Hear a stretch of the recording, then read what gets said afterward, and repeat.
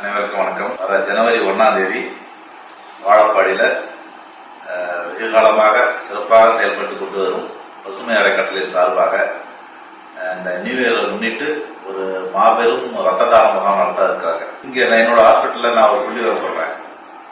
ஒரு 100 பேஷண்ட் பார்க்கறோம்னா அதில் குறைஞ்சது 30-33% பேஷண்ட்டுக்கு ரத்த அளவு ஹீமோகுளோபின் சொல்ற ரத்த அளவு வந்து நார்மலா இருக்கிறத விட கம்மியா தான் இருக்கு. இன்னொன்று நமக்கு தெரியும், ஊர்ல இப்ப எவ்வளவு ஆக்சிடென்ட் நடக்குது, எவ்வளவு அடிதல் நடக்குதுன்னு தெரியும். அதுல போக ரத்தங்கள் அதிகம். அதை விட முக்கியம், இந்த மகப்பேறு பிரசவ காலத்துல நிறைய ரத்தம் போய் ரத்த வேணும்னு ஹாஸ்பிட்டலுக்கு வர போன் வந்து மிக அதிகமான போனா இருக்கு. அதனால இந்த மாதிரி தம்பி மாதிரி தன்னார்வ தொண்டு அமைப்பு நடத்துறவங்களுக்கு நிறைய ஏகப்பட்ட போன் வந்துருக்கு. இதெல்லாம் கூட்டி கழிச்சு பார்க்கும்போது ரத்தத்தோட தேவை வந்து ரொம்ப அதிகமா இருக்கு. இன்னொரு சந்தோஷமான விஷயம்னா ரத்த தானத்தை பத்தி விழிப்புணர்வும் அதிகமா இருக்கு. அது அதையும் சொல்லித்தான் ஆகும். இப்ப நம்ம ஒரு யூனிட் ரத்தம் கொடுக்குறோம்னா நமக்கு எல்லாத்துக்கும் சாதாரண பயம் என்னன்னா நம்ம ரத்தம் கொடுத்தா நம்ம உடம்புல ரத்தம் குறைஞ்சிடும், நமக்கு வீக் ஆயிடும் நினைக்கிறாங்க. அது கிடையவே கிடையாது.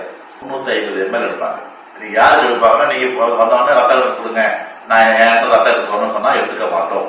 நீங்க வந்து சொன்னீங்கன்னா முதல்ல உங்களை செக்அப் பண்ணுவாங்க. உங்களோட ஹைட்டு, வெயிட்டு, உங்களை பிபி இதெல்லாம் பார்த்துட்டு பிளட் எடுத்து பார்த்துட்டு உங்களுக்கு ரத்தம் போதுமான அளவு இருக்கான்னு பார்ப்பாங்க.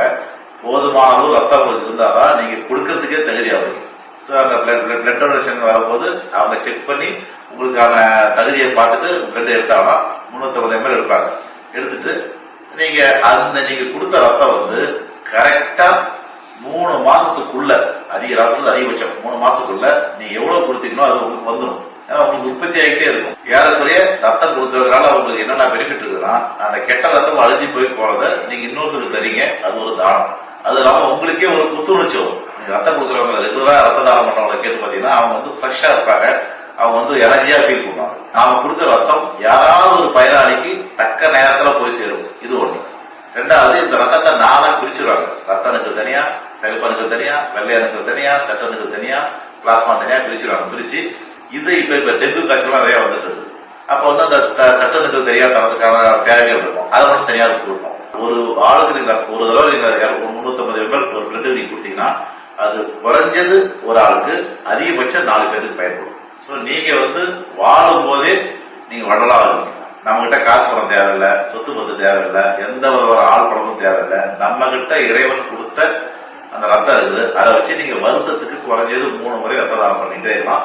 தயவு செஞ்சு பண்ணுங்க. இத இந்த பசுமை அறக்கட்டளை எடுத்து நடத்துறாங்க. உண்மையிலே அவங்க பெரிய மனசு. அவங்களுக்கு எங்கள் குழுவின் சார்பாக வாழ்த்துக்களும் பாராட்டுகளும்.